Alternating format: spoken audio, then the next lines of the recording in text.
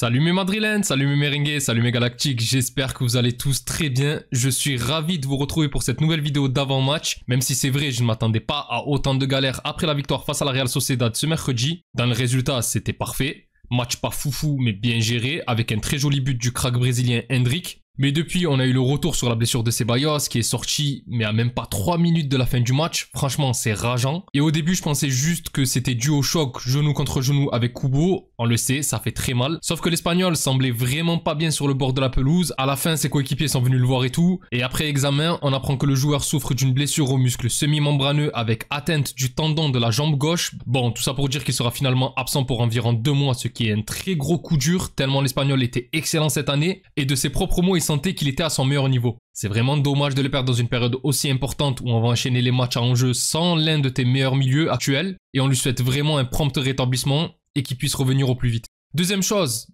c'est l'enchaînement d'un troisième match sans la présence de Valverde dans le groupe. La situation de l'Uruguayen semble au final bien plus préoccupante qu'il n'y paraît. Au début, c'était juste une question de repos, on le sait. Valverde a enchaîné quasiment tous les matchs depuis...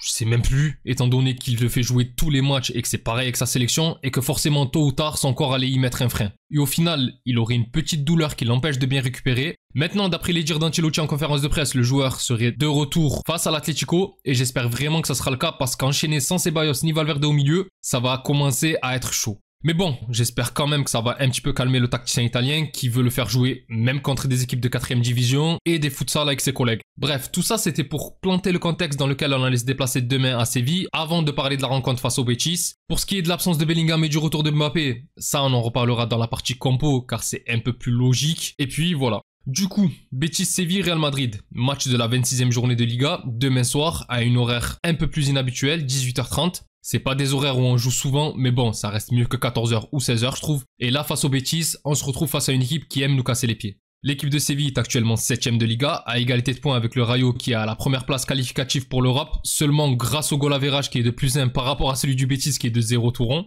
avec un bilan identique de 9 victoires, 8 nuls et 8 défaites, ce qui est moyen mais logique pour une équipe qui est également engagée en Europe et qualifiée pour les 8e de finale de Conference League. D'ailleurs, étant donné les clubs qualifiés dans cette compétition, on peut imaginer que malgré des équipes comme la Fiorentina, Guimarães qui est leur prochain adversaire, ou encore Chelsea qui est de l'autre côté du tableau qui ne pourront pas affronter avant la finale, il y a vraiment un coup à jouer pour eux cette année. Sinon en championnat, malgré que l'équipe soit sur 2 victoires consécutives, face à la Real Sociedad 3-0, ce qui n'est pas rien, et face à Getafe le week-end dernier sur le score de 2-1, c'est quand même une équipe qui souffle beaucoup le chaud et le froid. On ne sait pas vraiment à quoi s'attendre face à eux, c'est une équipe qui est capable de faire de gros matchs et de gêner pas mal de grandes équipes, comme cette double confrontation face à Bilbao qui s'est soldée sur 2 matchs nuls, ou encore le 2-partout face à Barcelone, mais c'est également une équipe qui est capable de s'effondrer, comme en Coupe du Roi face à cette même équipe de Barcelone où ils ont été battus sur le score de 5-1, et de perdre face à des clubs largement à leur portée comme Alaves, Valladolid ou encore Valence. Et face à nous, alors bon, on a certes gagné le match aller sur le score de 2-0 avec un doublé de Mbappé, un but dans le jeu avec la talonnade de Valverde, là, magnifique, et un penalty transformé par le français également. Mais malgré tout, c'est souvent une équipe qui arrive à beaucoup nous gêner, surtout chez eux. La dernière victoire à Séville remonte à 2021 avec un but de Carvajal. Mais comme j'avais dit lors de l'avant-match de la rencontre aller, c'est souvent des matchs ultra serrés dans le score qui finissent par un nul, ou si tu arrives à gagner, c'est souvent par un seul but d'écart. Il y a réellement juste cette année où tu leur en colles 2, et encore le match il était assez tendu. Et là en plus, depuis l'arrivée d'Anthony, arrivé en prêt de United, ils sont plutôt dans une bonne dynamique, il y a des chances que tu galères encore demain. Le Brésilien depuis son arrivée est décisif à 5 reprises sur les 5 derniers matchs avec 3 buts et 2 passes D. Ils sont sur une seule défaite sur les 8 dernières rencontres en championnat à domicile. Franchement, ça s'annonce assez compliqué. Et alors que l'Elia avait mangé un rouge en fin de rencontre face à Getafe, en plus un rouge direct, c'est pas une accumulation de jaune ou quoi, eh bien comme de par hasard, sa suspension est levée et il pourra participer à la rencontre face au Real Madrid. Alors je ne vais pas jouer le mec qui crie au complot, mais bon, nous on a un joueur qui a pris un rouge dans une rencontre il y a pas si longtemps de ça, pour des termes qui ne sont pas jolis mais qui existent sur le terrain de foot. Donc ce n'est pas un geste qui a mis en péril l'intégralité physique d'un joueur ou quoi, il y a juste eu une réaction d'humeur face à un arbitre qui, on ne va pas l'oublier,